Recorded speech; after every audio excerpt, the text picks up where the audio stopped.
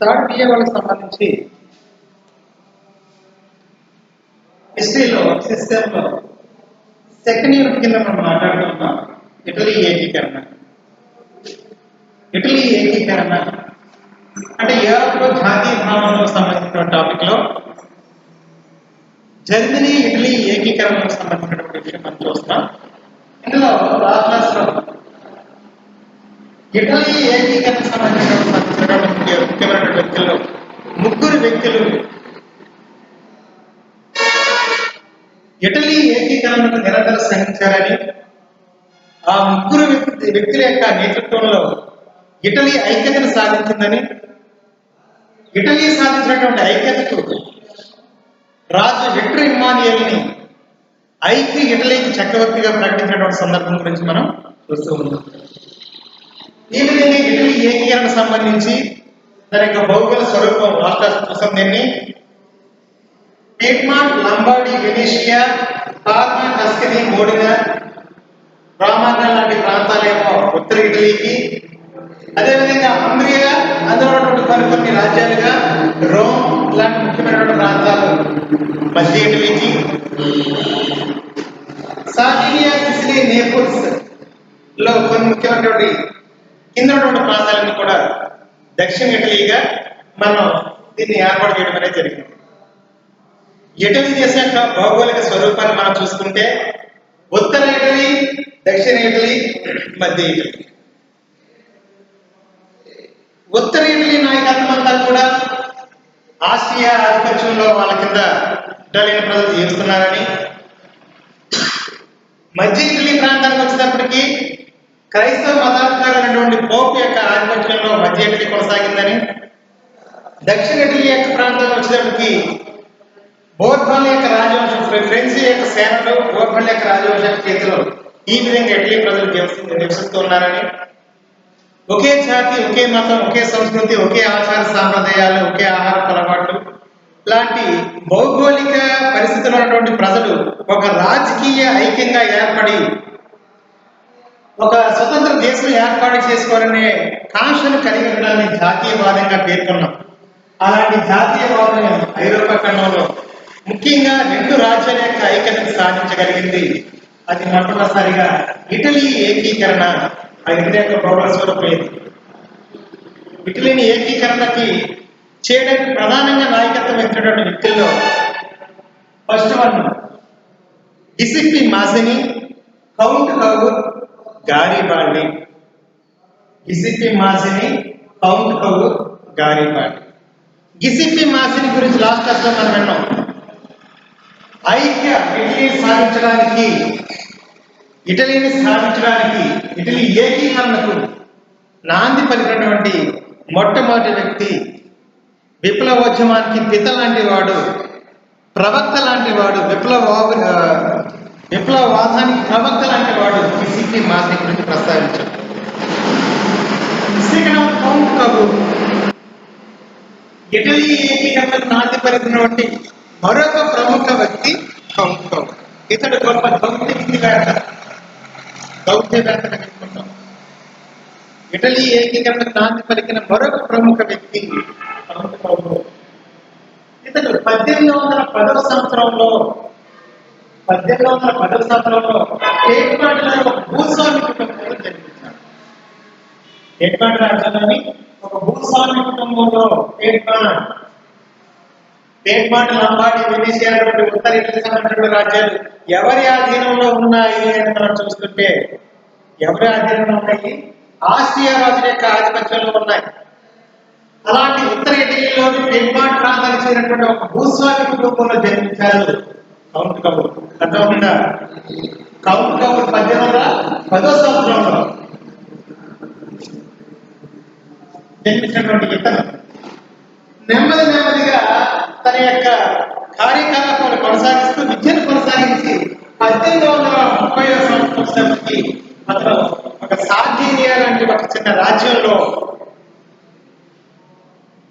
ఒక సైనిక అధికారిగా, ఒక సైనిక ఉద్యోగిగా జాయిన్ అయ్యాడు.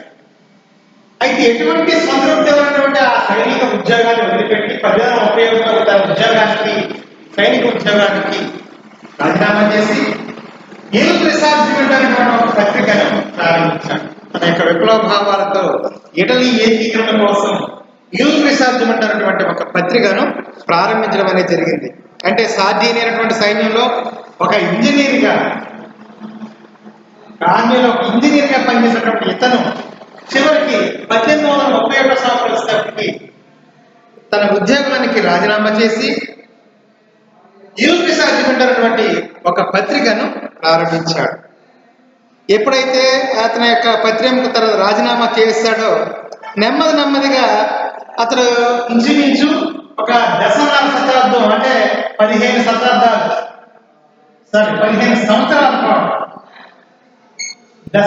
దశన్నర కాలం పాటు, అంటే 15 సంవత్సరాల పాటు కొంతకాలం అలాగా ఉండిపోతూ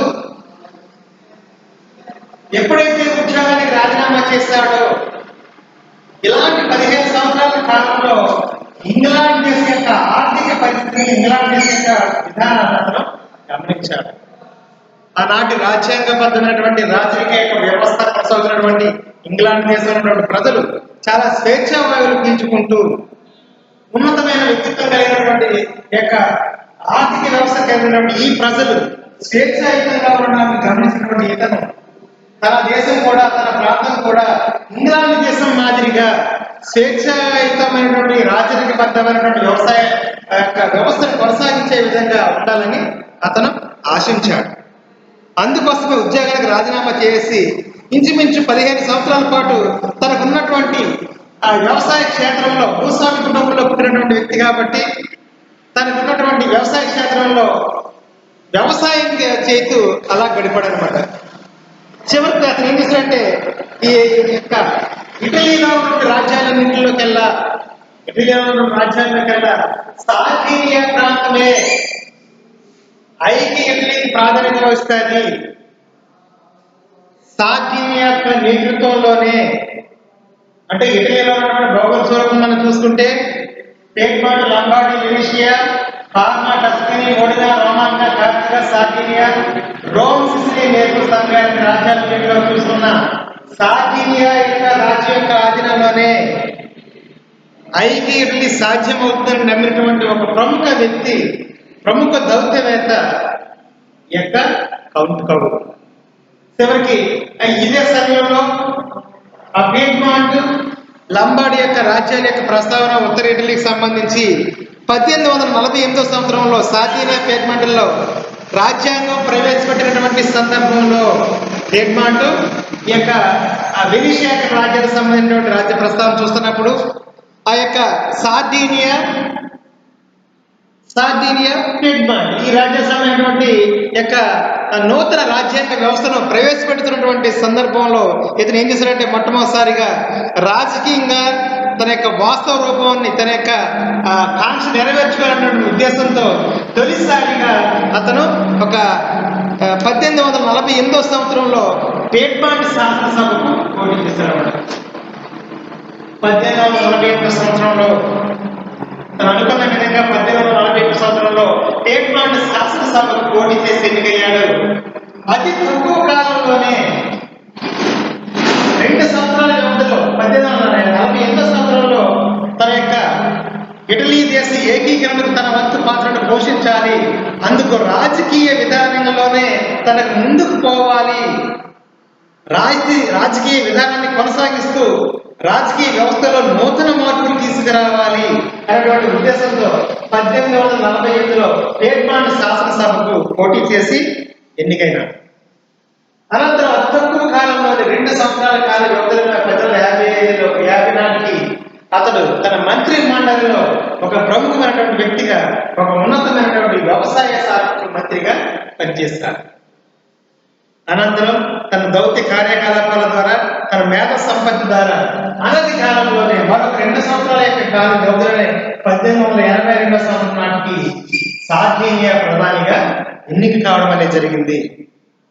ఎప్పుడైతే సార్డినియా ప్రధానిగా ఎన్నిక కాబడ్డాడో ఇటలీ ఏకీకరణకు నాంది పలికినటువంటి విషయంగా మనం చెప్పవచ్చు. ఎందుకంటే ఇటలీ ఏకీకరణ సార్డినియా నేతృత్వంలో జరుగుతున్నటువంటి ఆశాభావాన్ని అతను వ్యక్తం చేస్తాడు.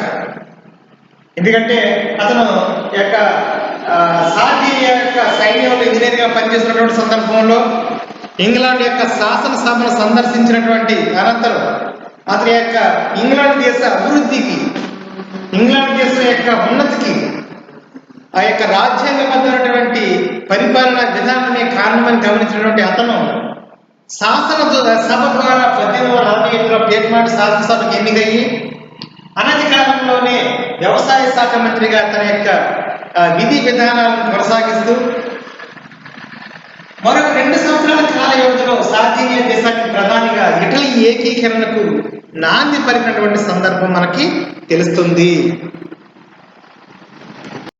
చూస్తే ఇటలీ ఏకీకరణకు నాంది పలికినటువంటి సందర్భంగా మనం చూస్తూ ఉన్నాం.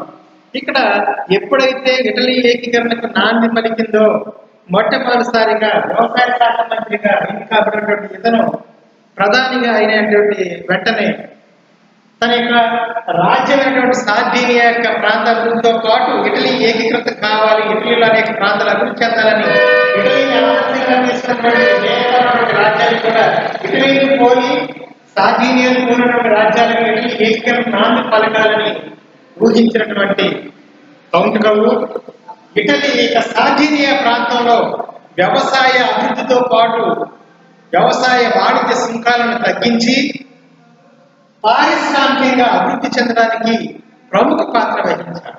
ఎందుకంటే సార్డినియా ప్రధానమంత్రిగా ఎన్నుకోబడిన తర్వాత సార్డినియా రాజ్యంలో రోడ్వేస్, రైల్వేస్ అంటే రోడ్డు మార్గాలు, రైలు మార్గాలు అభివృద్ధి చెందాయి, పరిశ్రమలు ప్రారంభించబడ్డాయి, వ్యవసాయ సుంకాలు వాణిజ్య సుంకాలు తగ్గించబడ్డాయి, వ్యవసాయ అభివృద్ధి చెందింది.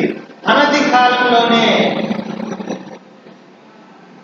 ఇటలీ రాజ్యంలో ఇటలీలో ఉన్న అనేక ప్రాంతాల కంటే సార్డినియా ప్రాంతం పురోభివృద్ధిని సాధించగలిగింది. ఎందుకంటే ఒక దౌత్యవేత్తగా, ఒక వ్యవసాయ శాఖ మంత్రిగా ఇంగ్లాండ్ దేశాన్ని పార్లమెంటులో కామన్ సభలో, ఇంగ్లాండ్ పార్లమెంట్లో గల కామన్ సభలో కూర్చుని ఇంగ్లాండ్ యొక్క పార్లమెంట్లో జరుగుతున్నటువంటి విషయాలు కూలంకుషంగా చర్చించినటువంటి విషయాన్ని ఇతను స్వయంగా చూశాడు కాబట్టి తన దేశం కూడా అదే విధంగా పురోభివృద్ధిని సాధించాలనేటువంటి ఉద్దేశంతో కళ్ళగన్నాడు. ఆ కళ్ళ సాగానికి సార్డినియా ప్రధానమంత్రిగా కాగానే తన రాజ్య అభివృద్ధితో పాటుగా, ఎందుకంటే ఇటలీ ఏకీకరణ సార్డినియాలో సాధ్యమవుతుందని నమ్మడు కాబట్టి ఆ ఎక్కువ భావాలను మిగతా రాజ్యాలకు, ఆ యొక్క సార్డినియా పురోభివృద్ధి మిగతా ప్రాంతాలకు ఆదర్శంగా నిలవాలన్నటువంటి ఉద్దేశంతో వ్యవసాయ అభివృద్ధితో పాటుగా వాణిజ్య సుంకాలను తగ్గించి పరిశ్రమలు స్టార్ట్ చేసి పారిశ్రామికంగా అభివృద్ధి చెందడం కోసం రాష్ట్రంలో ఉన్నటువంటి ఆ ప్రాంతంలో ఉన్నటువంటి రోడ్వేస్, అదేవిధంగా రోడ్డు రైలు ప్రయాణాలకు సంబంధించినటువంటి మార్గాలను నూతనంగా తీర్చిదిద్దినటువంటి ఘనత ఎవరికి దక్కుతుంది అంటే కౌంట్ కవులకి దక్కుతుంది. అయితే ఇక్కడ మనం ఒకటి గమనించాలి, ఇటలీ ఏకీకరణకి నాణ్యమైనటువంటి ప్రముఖుల ఇద్దరి గురించి మనం మాట్లాడాం. లాస్ట్ క్లాస్లో మనం ఎవరి గురించి కానీ మన గిసెప్పి మాజిని ఇటలీ యొక్క జాతీయోద్యమ ప్రవక్త, ఇటలీ జాతీయోద్యమానికి పిత లాంటి వాడు, ఇటలీలో ఉన్నటువంటి ఒక కార్పొరేటర్ ఉన్నటువంటి ఒక విప్లవ సంఘంలో జాయిన్ అయ్యి అరెస్ట్ కాబడి 6 నెలల పాటు ప్రవాస జీవితాన్ని గడిపి తరువాత అక్కడ సవానా జైలు నుంచి బయటకు వచ్చిన తర్వాత కార్పొనరీ విప్లవ సంఘంలో బయటకు వచ్చేసి యాంగ ఇటలీ ఒక ఉద్యమాన్ని స్టార్ట్ చేసి తద్వారా ఇటలీ ప్రజలలో ఒక జాతీయోద్యమాన్ని రగిలించినటువంటి గొప్ప వ్యక్తిగా మనం ఎవరు చెప్తామంటే గిసెప్పి మాజిని గురించి మాట్లాడుతూ ఉంటాం. అతని యొక్క నేతృత్వంలో రాజ్యాన్ని ఏకం కాకపోవచ్చు, కాకపోతే ఇటలీలో యొక్క జాతీయ ఉద్యమాన్ని, జాతీయ విప్లవ భావాన్ని ఇటలీ ప్రజల్లో రేకెత్తించినటువంటి వ్యక్తి ఎవరంటే గిసెప్పి మాజిని. అంటే ఇటలీ జాతీయోద్యమ ప్రవక్త అని పిలుస్తారు. ఎవరిని? గిసెప్పి మాజిని. చివరికి యంగ్ ఇటలీ అనేటువంటి ఒక ఉద్యమాన్ని స్టార్ట్ చేశాడు, ఒక సంఘాన్ని ఏర్పాటు చేస్తాడు. అది విప్లవ సంఘం, అంటే విప్లవ రహస్య సంఘం కాదు. ఇక్కడ రహస్య సంఘం ఏది? కార్బొనరీ అనేది విప్లవ రహస్య సంఘం. అది ఇటలీ ఏకీకరణ కోసం కొంతమంది వ్యక్తులు ఏర్పాటు చేసినటువంటి ఆ విప్లవ రాష్ట్ర సంఘంలో సభ్యుడిగా జాయిన్ అయ్యాడు. ప్రభుత్వ కార్యకలాపాలు వ్యతిరేక కార్యకలాపాలు నిర్వహిస్తుందని కార్పొరేట్ సంఘాన్ని ప్రభుత్వం నిషేధించింది. అలాంటి విప్లవ సంఘంలో జాయిన్ అయినటువంటి గిసిపి మాదిని తరువాత కాలంలో ప్రభుత్వం చేత బంధించబడి సవానా జైల్లో కొంతకాలం ఉండి తర్వాత ఒక యంగ్ ఇటలీ అయినటువంటి సంఘాన్ని ఏర్పాటు చేసుకొని 40 సంవత్సరాల లోపు కలిగినటువంటి వ్యక్తులు ఈ సంఘంలో సభ్యత్వం తీసుకోవాలని అనతి కాలంలోనే 50,000 మంది సభ్యుల ద్వారా ఇటలీలోని జాతీయ ఉద్యమానికి నాంది పలికినటువంటి వ్యక్తి గిసిప్పి మాజీ. విషయానికి వస్తే ఇతను ఒక దౌత్యానికి సంబంధించినటువంటి వ్యక్తిగా, పేట్మాంట్ ప్రాంతానికి చెందినటువంటి వ్యక్తిగా ఇటలీ ఏకీకరణ సాధ్యత సాధ్యమవుతుందని అనతి కాలంలోనే భావించినటువంటి ఇతను చివరికి 1831లో తను చేసినటువంటి సైన్యంలో ఇంజనీర్ విద్యాన్ని మొదలుపెట్టి 15 సంవత్సరాల పాటు తనకి భూస్వామ్యం ఉన్నటువంటి ఇతను వ్యవసాయాన్ని కొనసాగించుకుంటూ చివరికి అతను సార్జీనియా ప్రధానమంత్రి అయినటువంటి విషయాన్ని మనం చూసాం. అయితే ఇక్కడ మనకి ఇద్దరి మధ్య వ్యత్యాసం ఏంటనేది ఒకసారి చూస్తే కౌంట్ సంబంధించి గారిబాల్డికి సంబంధించిన విషయాలు మనం తర్వాత ఒకసారి ఫస్ట్ పర్సన్ ఎవరంటే మాసిని, గిసిప్పి మాసిని. అదేవిధంగా కౌంట్ కవర్ మాసిని. కౌంట్ కవర్ విషయం గిసిప్పి మాసిని. ఇతను ఆదర్శవాది, ఇతను కార్యవాది. ఏంటి ఆదర్శవాదికి కార్యవాదికి వారికి సంబంధించిన విషయం చూస్తే గిసిప్పి మాసిని యొక్క నేతృత్వంలో ఆదర్శవాదిగా ఉన్నటువంటి ఈ యొక్క మాదిరి నేతృత్వంలో ఏమని కలగంటారంటే వీరిద్దరికి మధ్య ఇటలీ ఏకీకరణ సాధించాలి అనేది ఇద్దరి కోరిక అయినప్పటికీ ఇద్దరికి ముగ్గురు కోరిక. ఎందుకంటే గిసిప్పి మాదిరి, అదేవిధంగా కౌంట్ కవర్, నెక్స్ట్ గారిబాల్డి ఉన్నాడు. అయితే మనం వీళ్ళ గురించి మాత్రమే చర్చిస్తున్నాం, వీళ్ళ గురించి మాత్రం మాట్లాడుతున్నాం. గిసిప్పి మాదిరి ఇతను ఆదర్శవాదిగా ఉంటూ అనేక మందికి ఇటలీలో దేశంలో ఉన్నటువంటి ప్రజలకు ఆదర్శంగా ఇటలీ ఏకీకరణకు నాంది పలికిన వ్యక్తిగా కొనసాగుతూ గిసిప్పి మాదిరి ఏమని ఆశించాడు అంటే ఇటలీ ఏకీకరణ ఇటలీ ప్రజలతోనే సాధ్యమవుతుంది. ఆదర్శవాదిగా ఉన్నటువంటి గిసిప్పి మాదిరి ఏమన్నాడంటే ఇటలీ ఏకీకరణ ఇటలీ ప్రజలతోనే సాధ్యమవుతుందని ఆశించినటువంటి వ్యక్తి గిసిప్పి మాదిరి.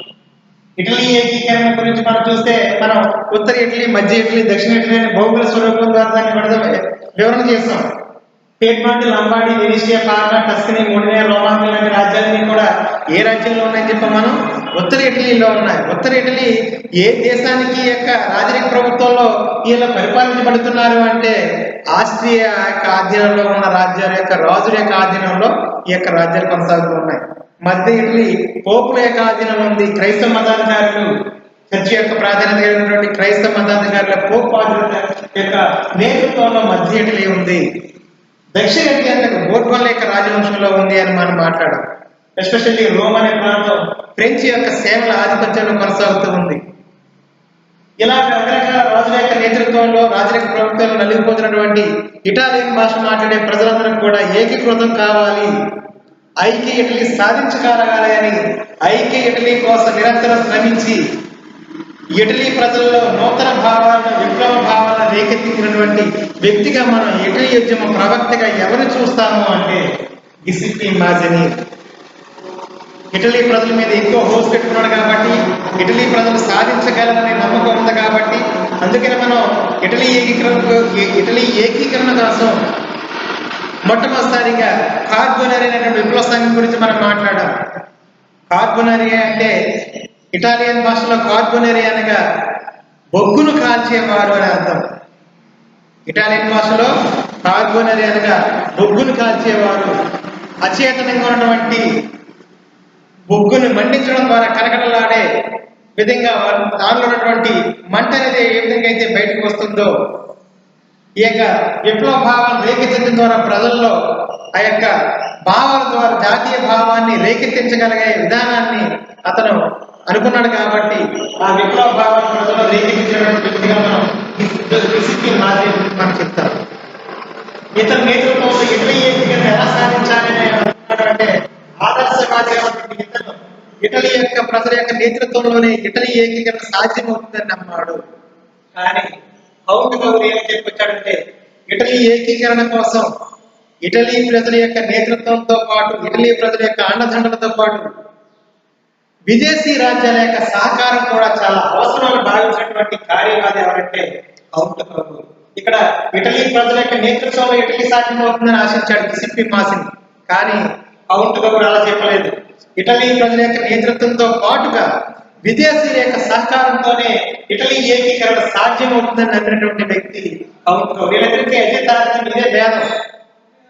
మాసిని ఏమో జోసెఫ్ యొక్క గిసిప్పి మాసిని ఏమని చెప్తున్నాడంటే ఇటలీ ప్రజల యొక్క నేతృత్వంలో ఇటలీ ఏకీకరణ సాధ్యమవుతుందన్నాడు. కానీ ఇటలీ ప్రజల యొక్క నేతృత్వంతో పాటుగా విదేశీయుల యొక్క సహకారం కావాలని కోరుకున్నటువంటి వ్యక్తి ఆశించినటువంటి వ్యక్తి ఈ యొక్క కౌంట్ కౌరు అన్నమాట. చివరికి ఇద్దరు లక్ష్యం ఒకటే. ఏంటి ఆ లక్ష్యం ఏంటంటే ఇటలీ ఏకీకరణ కావాలని ఇద్దరు లక్ష్యం మాత్రం ఒకటే. ఫ్రాన్స్ యొక్క సహకారం చాలా అవసరమని, ఫ్రాన్స్ యొక్క సహకారంతో ఇటలీ ఏకీకరణకు నాంది పలకాలని ఊహించినటువంటి కౌంట్ కౌరు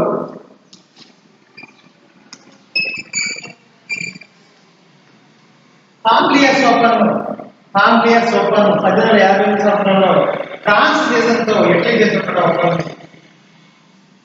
కౌంట్ కౌరు యొక్క నేతృత్వంలో ఇటలీ ఏకీకరణ కోసం పాంప్లియస్ ఒప్పందం 1858 సంవత్సరంలో ఫ్రాన్స్ దేశంతో ఒప్పందం చేసుకోవడం అనేది జరిగింది. ఆనాటి ఫ్రాన్స్ చక్రవర్తి అయినటువంటి మూడవ నెపోలియన్తో ఒప్పందం చేసుకుని లంబాడీ, వెనీషియా,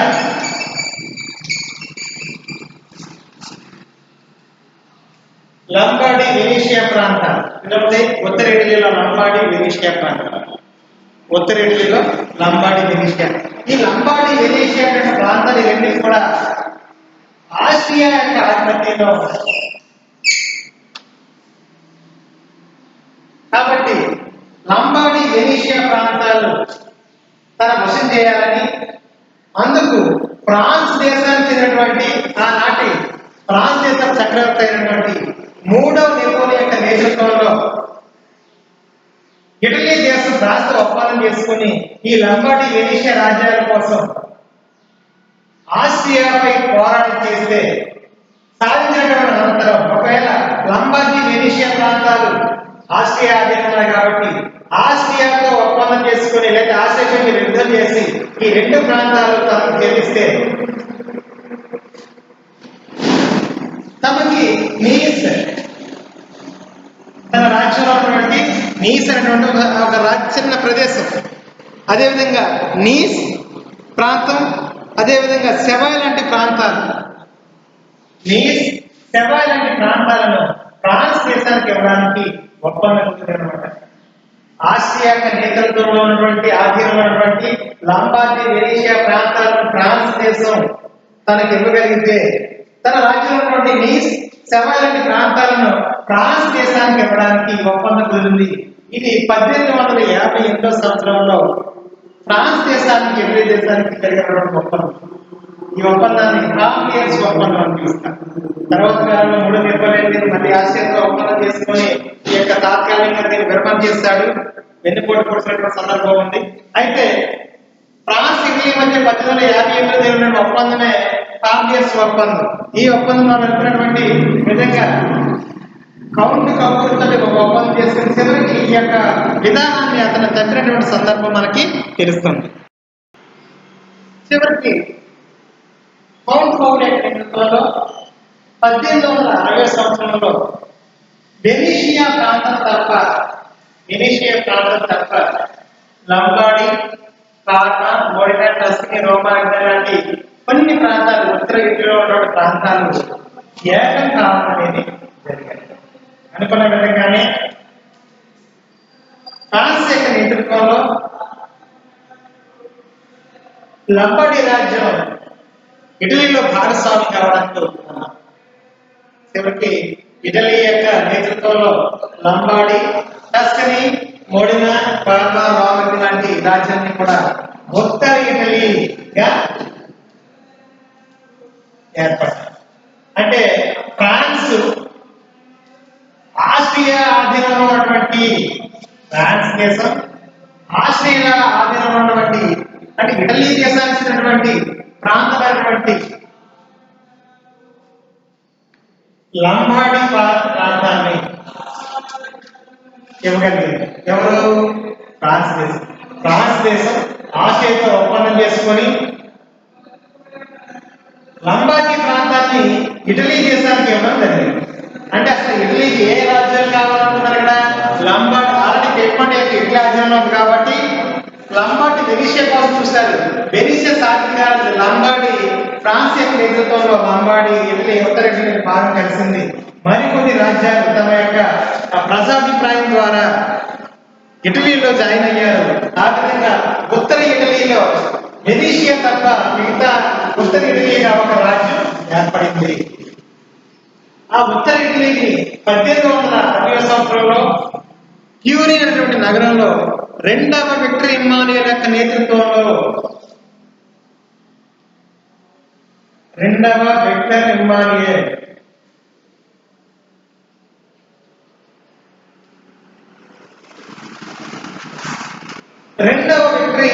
ని ఉత్తర ఇటలీ చక్రవర్తిగా రాజుగా నియమించడం జరిగింది. అంటే ఇక్కడ వెనీషియా తప్ప ఉత్తర ఇటలీ అంతా కూడా చిన్న చిన్న రాజ్యాలన్నీ కూడా ఒకటయ్యి ఉత్తర ఇటలీ అనేటువంటి ఒక రాజ్యంగా ఏర్పడడం, ఆ ఉత్తర ఇటలీ ప్రాంతానికి రెండవ విక్టర్ ఇమ్మానుయేల్ని చక్రవర్తిగా ప్రకటించడం అనేది జరిగింది. అక్కడ కౌంట్ కౌర్ యొక్క నేతృత్వంలో ఉత్తర ఇటలీ అనేటువంటి ఒక రాజ్యం ఏర్పడింది. చివరికి ట్యూరిన్లో 1860లో ఈ యొక్క ఇటలీ యొక్క పార్లమెంట్ సమావేశపరచడం, చివరికి ఉత్తర ఇటలీ ఏకీకరణకు కౌరు తన సాధ్యం చేయగా ఉత్తర ఇటలీ ఏకీకరణకు కౌంట్ కౌర్ సాధ్యం చేస్తే దక్షిణ ఇటలీకి సంబంధించినటువంటి ఏకీకరణ గారిబాల్డి యొక్క నేతృత్వంలో జరిగింది. ఇక్కడ ఉత్తర ఇటలీ నాయకత్వం, దక్షిణ ఇటలీ యొక్క నాయకత్వం గురించి చూస్తే ఉత్తర ఇటలీ కౌంట్ కౌర్ యొక్క నేతృత్వంలో ఒకటైంది. ఉత్తర ఇటలీకి చక్రవర్తిగా 1860 సంవత్సరంలో ట్యూరిన్ యొక్క నగరంలో రెండవ విక్టర్ ఇమ్మానుయేల్ యొక్క నేతృత్వంలో ఇటలీ ఏకీకరణ జరిగింది. సరే, ఇప్పుడు ఉత్తర ఇటలీ గురించి చూసాము. నెక్స్ట్ ఒకసారి దక్షిణ ఇటలీ గురించి ఒకసారి చూద్దాం. అయితే ఇక్కడ ఇటలీ ఏకీకరణకు సంబంధించి ముఖ్యమైనటువంటి వ్యక్తుల గురించి మాట్లాడడం. ఇటలీ ఏకీకరణలో కొంతమంది ప్రముఖ రచయితలు ఉన్నారని చెప్పాం. ఆ రచయితల్లో బాల్బో ముఖ్యమైన వాడిగా, ముఖ్యమైనటువంటి వ్యక్తుల్లో బాల్బో ఉన్నాడని చెప్పాం. అంటే విప్లవ ఉద్యమాన్ని ఇటలీలో పోషించినటువంటి వ్యక్తులు, ఇటలీ దేశంలో ఒక ఉద్యమానికి నాంది పలికినటువంటి వ్యక్తులుగా మనం చూసాం. మంచోని, కర్డసి, బాల్బో. మంచోని, కర్డసి, బాల్బో. అదేవిధంగా ఇటలీ ఏకీకరణ నాంది పలికినటువంటి ప్రముఖ వ్యక్తులు గిసిప్పి మాసిని, కౌంట్ కౌర్, గారిబాల్డి.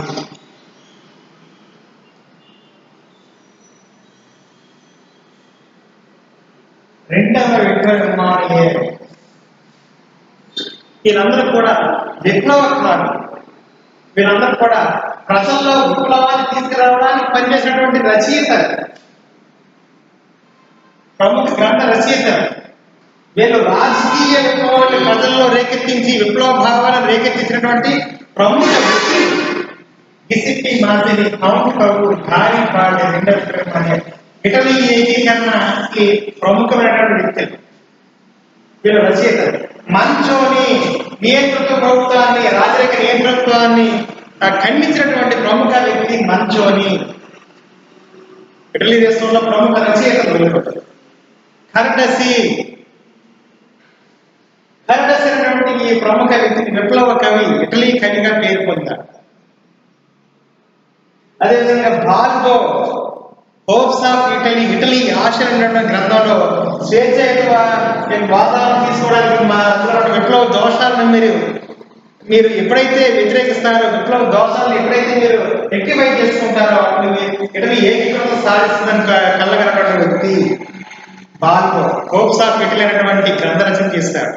ఇతన్ని ఇటలీ కవి అని పిలుస్తారు. కర్డసిని నియంతృత్వ ప్రభుత్వాన్ని ఖండించినటువంటి, రాజకీయ ప్రభుత్వాన్ని ఖండించినటువంటి ప్రముఖ వ్యక్తిగా మంచోని వీళ్ళ గురించి మాట్లాడారు. గిసిప్పి మాదిరి ఇటలీ జాతీయ ప్రవక్త, కౌంట్ కౌరు దౌత్యవేత్తగా, సార్డినియా దేశానికి ప్రధానమంత్రిగా, ఉత్తర ఇటలీని ఏకీకృతం చేసినటువంటి వ్యక్తిగా కౌంట్ కౌరు గురించి మనం చూస్తాం.